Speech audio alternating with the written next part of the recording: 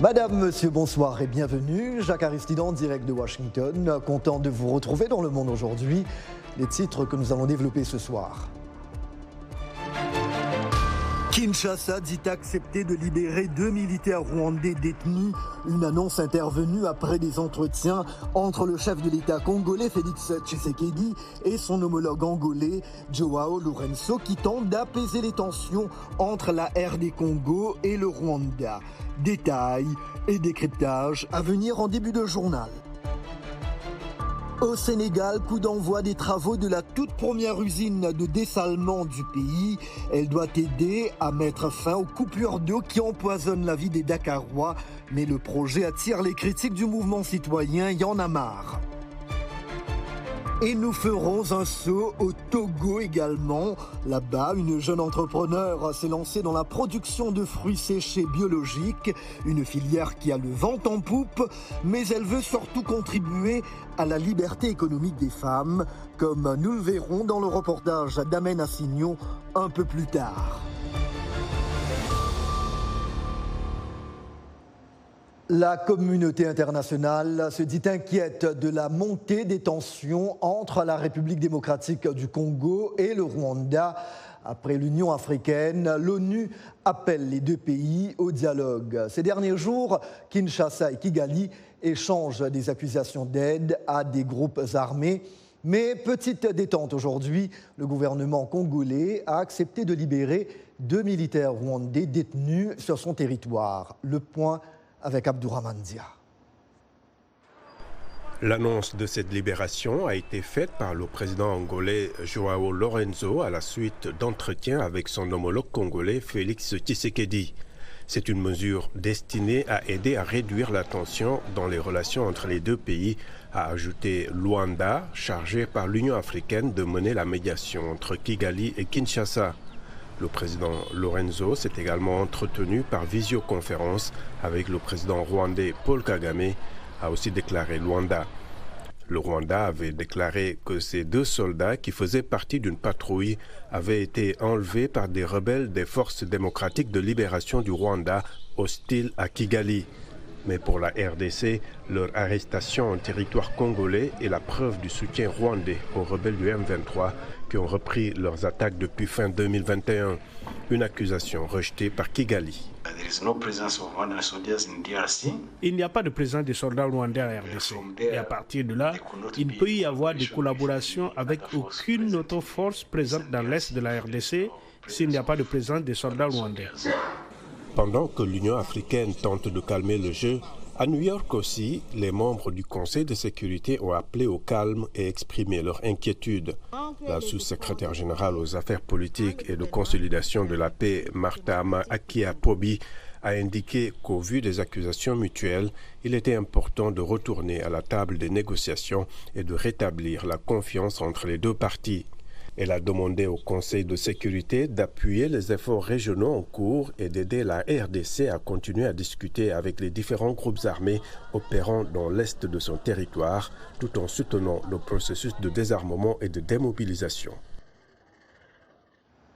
Ailleurs dans l'actualité, l'armée burkinabé a tué un chef djihadiste. Il s'agit de Tidiane Dibrilou Diko, qui dirigeait une katiba, comprenait une unité combattante du groupe de soutien à l'islam et aux musulmans. D'après une source sécuritaire proche de l'état-major de l'armée, Tidiane Diko a effectivement été neutralisé avec une dizaine d'autres terroristes lors d'une frappe aérienne effectuée jeudi dernier près de Tongomayel dans le nord du Burkina. En Guinée voisine, la junte au pouvoir à Conakry déclare qu'il n'y a aucune raison pour elle de rétablir le droit de manifester, faisant fi d'un récent appel de l'ONU et des partis politiques du pays. Les militaires ont proclamé en mai dernier l'interdiction jusqu'aux périodes de campagne électorale de toute manifestation sur la voie publique pendant les 3 ans à venir. C'est la période de transition avant les élections. Le pays est actuellement dirigé par le colonel Mamadi Doumbouya qui a mené en septembre de l'année dernière un coup d'État contre le président Alpha Condé. L'Ukraine indique qu'elle ne va pas utiliser les nouveaux systèmes de missiles promis par les États-Unis pour mener des attaques en Russie. C'est ce que rapporte le chef de la diplomatie américaine. Anthony Blinken affirme que Kiev a donné des garanties à Washington à ce sujet. C'est la Russie qui attaque l'Ukraine, pas l'inverse, a-t-il déclaré.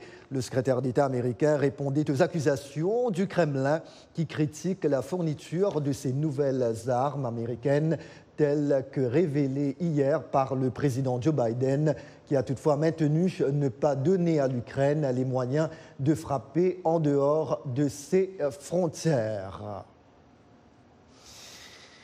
L'Éthiopie, un pays en proie également à une guerre meurtrière. Depuis novembre 2020, la région du Tigré, dans le nord du pays, est le théâtre d'un conflit entre le gouvernement fédéral et les rebelles du TPLF. Une situation qui contraint de nombreux Tigréens à quitter leur ville et village. Certains racontent avoir même abandonné leur famille, comme nous le rapporte Henry Wilkins de la ville éthiopienne de Sekota. Son reportage est relaté par Ginny Niwa. Le Tigré, soumis à un blocus humanitaire de facto depuis 1 an, le gouvernement éthiopien et les rebelles tigréens, TPLF, se reprochant mutuellement d'empêcher l'aide de passer. Les journalistes n'ont pas le droit d'entrer dans la région, mais récemment, la VOA s'est rendue dans la ville de Sekota, à seulement 10 km du Tigré. Ici, des milliers de personnes déplacées du Tigré par la guerre et la faim se rassemblent chaque matin devant des points de secours mis en place par l'ONU et des organisations à but non lucratif. Certains jours, ils reçoivent de la nourriture, la plupart du temps, ils n'en reçoivent pas. Beaucoup vivent dans des abris métalliques construits à la hâte, comme Kassa Umbai, un père de 6 enfants, récemment arrivé à Sekota. Ce petit sac d'objets personnels est tout ce qu'il a. Il a tout laissé derrière lui au Tigré, y compris sa famille. Je sais que ma famille n'a rien à manger, mais je ne peux rien faire. J'essaierai de les amener ici s'ils survivent jusqu'à ce que je puisse y retourner. Je ne suis pas cruel, mais c'est parce que cette situation me dépasse. Les agences d'aide indiquent que les personnes déplacées vivant dans de vastes tentes à la périphérie de Sekota sont en état d'urgence par manque de nourriture. Au Tigré, quelques 700 000 personnes vivent dans des conditions proches de la famine. Au moins 1900 enfants sont déjà morts de faim selon des responsables régionaux, mais l'ampleur de la catastrophe humanitaire n'est pas connue en raison d'une panne d'information. Beaucoup sont même incapables de s'échapper du Tigré. Kassa Tagaru appartient à l'ethnie Amara. Elle dit que son mari de souche tigréenne n'est pas venu avec elle et ses enfants parce qu'il craignait d'être tué en raison de son appartenance ethnique, soit en traversant la ligne de front de la guerre civile, soit à son arrivée à Amara. Est-il vivant ou mort de faim ou autre chose ? Ma fille de 9 ans pose toujours des questions sur lui. Les milices ainsi que le personnel militaire sont partout à Sekota. Un tampon pour les forces tigréennes jusqu'au-delà de l'horizon. Des groupes de défense des droits de l'homme ont tiré la sonnette d'alarme sur la violence à caractère ethnique et les meurtres commis contre des Tigréens par des milices et des forces de sécurité, y compris dans la région d'Amara. La mise en place de couloirs humanitaires pour permettre aux personnes de fuir le Tigré contribuerait à atténuer la crise, affirment des groupes de défense. Absolument. Il doit y avoir plus de moyens pour les civils qui tentent de fuir. Je veux dire, c'est un principe de base du droit international. C'est une question très basique, celle des réfugiés. Nous acceptons des déplacés qui arrivent ici, même s'ils viennent du Tigré. Ce sont des êtres humains. Je crois que les gens ne devraient pas souffrir à cause d'un désaccord entre politiciens. Pendant ce temps, le désespoir continue de pousser les gens à faire le dangereux voyage vers Sekota à travers ces collines accidentées. Le voyage dure 4 jours et 4 nuits, sans nourriture ni eau. Quoi qu'il en soit, qu'est-ce que j'ai à perdre? Je préfère mourir en essayant de sortir que de rester là et mourir de faim. La plupart des personnes qui ont parlé à la VOA ont déclaré qu'avant de quitter le Tigré, elles avaient vu des adultes et des enfants mourir de faim.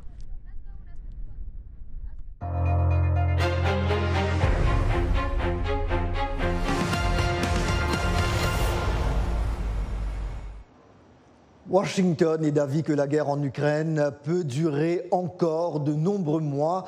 Un conflit qui a des effets sur nombre de pays aux quatre coins du globe, comme en Afrique. Justement, dans le cadre de notre série de reportages et d'interviews consacrées à de telles répercussions sur le continent africain, nous prenons le cas de l'Éthiopie ce soir. Zemedede Ngatu est le président du Fairfax Africa Fund, un organisme basé ici aux États-Unis. Nous l'écoutons.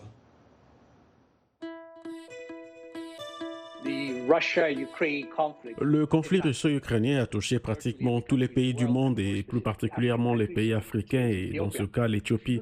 Si vous regardez le prix du blé, l'Éthiopie en importe une quantité importante chaque année et il est généralement importé d'Ukraine, de Russie et de cette partie du monde. Et à cause du conflit, les prix du blé dans le monde ont considérablement augmenté, y compris bien sûr en Éthiopie.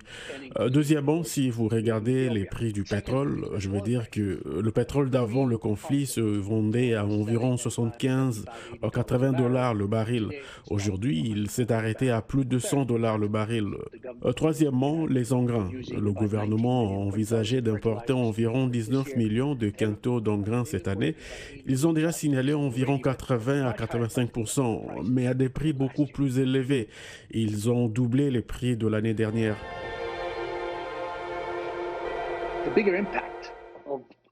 L'impact le plus important de tous ces articles, la hausse des prix, le manque de disponibilité à travers le monde, y compris en Éthiopie et ailleurs en Afrique, comme toujours, c'est sur les personnes à faible revenu, les personnes à revenu fixe. C'est pourquoi je pense que d'un point de vue mondial, les décideurs politiques doivent examiner cela de manière holistique et dire comment pourrions-nous soutenir des pays comme l'Éthiopie et les pays africains, le Kenya, le Nigeria et ailleurs, parce que cela affecte de manière disproportionnée les personnes les plus modestes, les pauvres, les personnes à revenus fixes qui n'ont pas la possibilité de dépenser des sommes supplémentaires parce que les prix ont augmenté. Le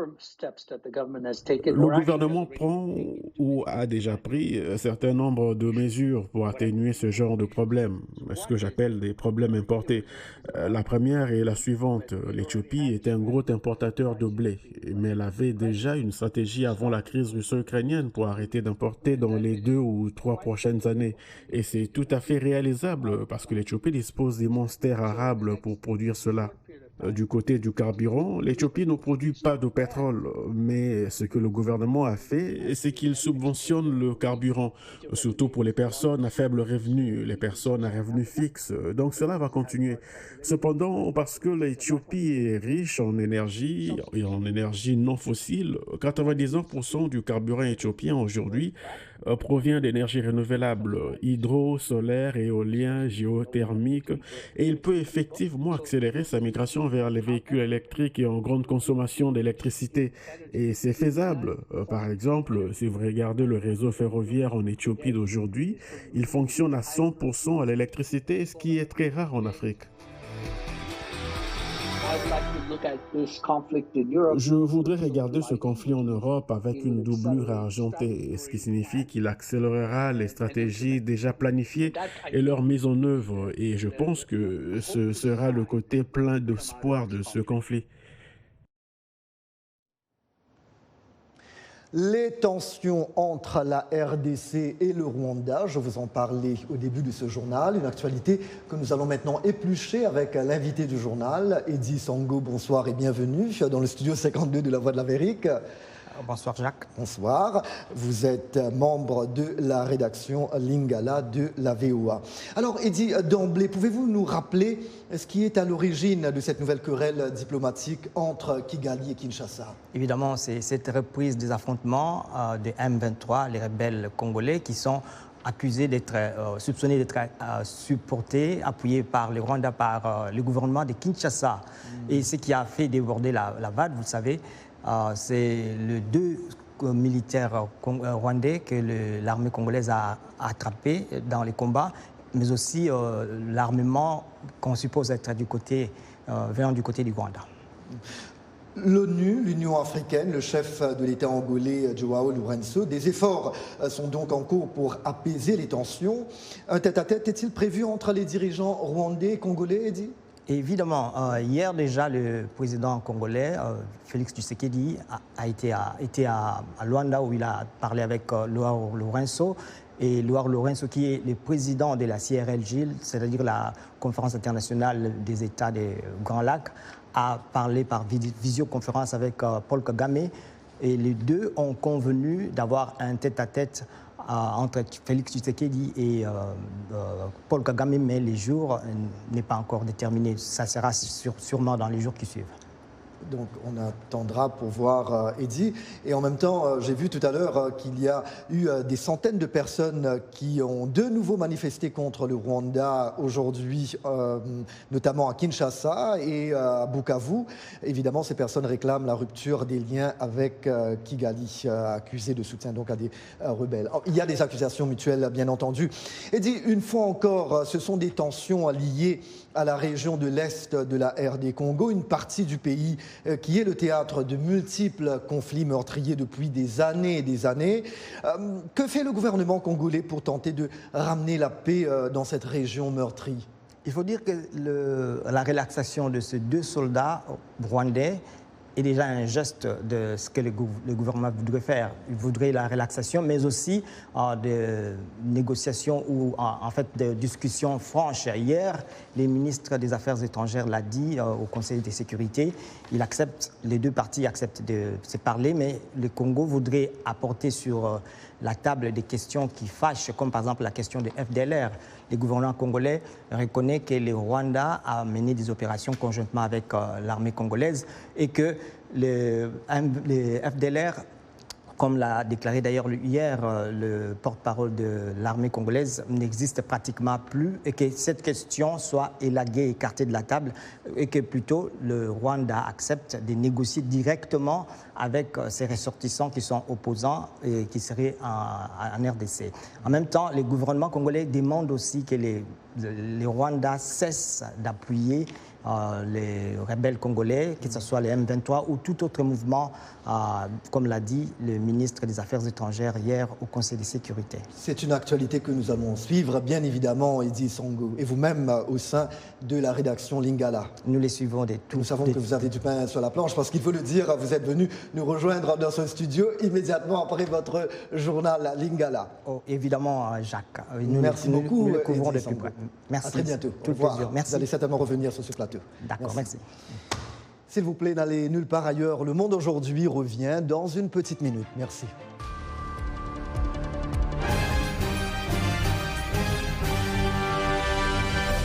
Mbote Ndeko Eddy Sango, mbote na bino banso, bozali kolanda Sango na Lingala na la Voix de l'Amérique, Uto, Washington DC.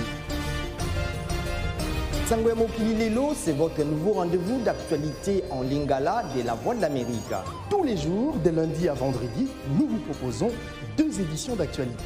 La première de 17h à 17h30 temps universel et la deuxième de 19h30 à 20h temps universel.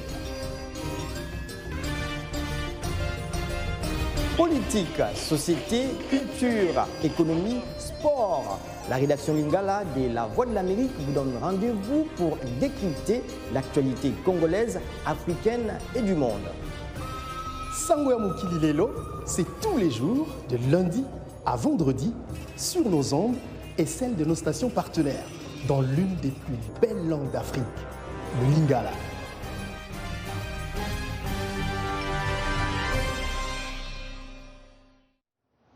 Merci d'être toujours avec nous dans Le Monde aujourd'hui, un programme de VOA Afrique. Je vous le disais en titre, début des travaux de la première usine de dessalement d'eau de mer du Sénégal. Le coup d'envoi a été donné hier à Dakar par le chef de l'État Macky Sall. Le projet entend améliorer l'approvisionnement de la métropole confrontée à des pénuries. Des pêcheurs et des défenseurs de l'environnement ont toutefois fait part de leurs craintes. Gabi Dorsil nous en dit davantage. La capitale du Sénégal a la croissance démographique importante, concentre sur 0,3% du territoire, le 5e des 17 millions de Sénégalais et la quasi-totalité des activités économiques du pays. De nombreux quartiers de Dakar sont régulièrement confrontés à des problèmes d'eau et la capacité de 100 000 m3 par jour de l'usine de dessalement des Mamelles sur la côte en pleine ville a pour ambition d'y mettre fin. Elle est d'autant plus vitale, cette usine, que la situation démographique, combinée à une forte poussée immobilière, un développement fulgurant des activités économiques, ont engendré une surexploitation des ressources hydriques locales, accélérant ainsi la remontée du biseau salé dans la presqu'île du Cap-Vert. Mais tout le monde ne partage pas cet avis. Le projet a suscité des critiques, telles que celle du mouvement citoyen Y en a marre, qui affirme que l'usine va contaminer la faune aquatique. Je voudrais saisir cette opportunité pour rassurer toutes les parties prenantes que l'État a pris toutes les dispositions nécessaires à la maîtrise optimale des impacts environnementaux et sociaux de ce projet dans l'esprit des objectifs de développement durable, en particulier l'objectif numéro 6 qui concerne l'eau potable et l'assainissement. Les pêcheurs et autres acteurs économiques de la zone, commerces, restaurants, vendeurs de friandises, de poissons et d'objets d'art, dénoncent un arrêt de leurs activités et réclament des indemnisations. Notre seule inquiétude, c'est est-ce qu'ils vont vraiment nous rendre la plage encore? Mais sinon, bon, moi, je suis désolé pour tout le Sénégal, hein, en particulier la littorale Dakar, parce que nous, on a connu cette côte qui était vraiment... Tu pouvais y passer toute une journée, toute une soirée, c'était extraordinaire. Mais maintenant, tu ne peux même plus accéder. Même cette plage-là, ils nous ont bloqué un accès qui était là-bas de l'autre côté. Maintenant, il ne reste qu'une seule accès et je ne sais pas comment ça va finir, un de ces quatre. En tout cas, c'est lamentable, hein, ce qui se passe sur la côte dakaroise. C'est vraiment lamentable. Sur 17 millions de Sénégalais, 98,8% ont accès à l'eau en ville et 91% en campagne, selon le ministère de l'Hydraulique. Depuis 2020, l'État confie la production et la distribution en milieu urbain à la CNO, 55% de capitaux sénégalais, 45% pour le français Suez. Le Zimbabwe tente de trouver des alliés pour obtenir la légalisation du commerce international d'ivoire. Interdit depuis plus de 30 ans, le pays compte un quart des éléphants africains et une des rares populations en augmentation dans le monde. Les détails avec Jenny Niwa. Le directeur général de l'autorité des parcs et de la faune sauvage du Zimbabwe, Fulton Mangwanya, a sollicité une aide occidentale. À travers les ambassadeurs européens, il souhaite exposer la gravité du problème à la Convention sur le commerce international des espèces, de la faune et de la flore sauvage menacées d'extinction afin de trouver une solution pour liquider ces réserves d'ivoire. Nous avons ce stock, non pas un problème, mais une crise, comme vous pouvez le constater. Nous demandons un soutien alors que nous nous rendons à la site afin qu'ils comprennent nos problèmes, qu'ils comprennent le problème que posent les stocks d'ivoire que nous avons. Les réserves contiennent 163 000 tonnes d'ivoire et 67 tonnes de cornes de rhinocéros provenant de corps décomposés et non de braconnage, précise le directeur aux diplomates. Monsieur Mangwanya a estimé la valeur de l'ivoire conservé dans des chambres fortes à quelques 600 millions de dollars. Les éléphants succombent à une usure naturelle. Après tout, nous collectons tout cet ivoire pour le conserver. Mais cela a un coût. La conservation et la prévention du commerce illégal d'espèces de la faune sauvage sont des problèmes internationaux en raison de l'implication d'organisations criminelles. Nous demandons le soutien de l'Union européenne pour que le Zimbabwe soit autorisé à vendre une seule fois son stock national d'ivoire. Avec 100 000 spécimens, le Zimbabwe possède la deuxième plus grande population d'éléphants au monde, après le Botswana, soit environ un quart des éléphants en Afrique. Monsieur Mangwanya a assuré que si la vente était autorisée, ses profits iraient aux communautés locales proches des réserves animales. Au Togo, les fruits séchés ont la cote, ananas, mangue ou encore papaye. Tous bons pour la santé, ce qui encourage leur production locale. Depuis 4 ans, Une jeune entrepreneur du pays propose des fruits séchés biologiques. Mais il y a un autre aspect important. Sa compagnie favorise la main-d'œuvre féminine afin de contribuer à la liberté économique des femmes, comme nous allons le voir dans le reportage sur place d'Amen Assignon. Jour de production pour Solim Pémissi et son équipe. Dans les bacs, des ananas biologiques en attente d'être nettoyés. Ce fruit exotique aux vertus nutritives est un bon allié pour une bonne santé, même lorsqu'il est séché ou déshydraté. C'est pour cela que Solim Pémissi s'est lancé dans sa production pour ainsi devenir le premier partenaire du bien-être de la population. En plus, c'est un produit facilement exportable. Les fruits séchés nous aident à digérer nos aliments, à nous désintoxiquer. Si c'est naturel, on ne met rien dedans, c'est uniquement que les fruits. Pas de sucre, pas d'additifs non plus, pas de colorant non plus. Donc à l'international, ce sont des produits qui prennent, auxquels les gens s'intéressent beaucoup. Et c'est justement pourquoi nous nous positionnons aussi sur l'exportation. Outre l'ananas, d'autres fruits comme la mangue ou la papaye sont aussi séchés. Le projet de Solim emploie une dizaine de personnes. Une main-d'œuvre exclusivement féminine. Des femmes en difficulté financière qu'elle recueille pour leur offrir des conditions de vie plus dignes. La démarche de la jeune entrepreneur vise l'inclusion financière des femmes qui constituent une couche vulnérable de la population togolaise.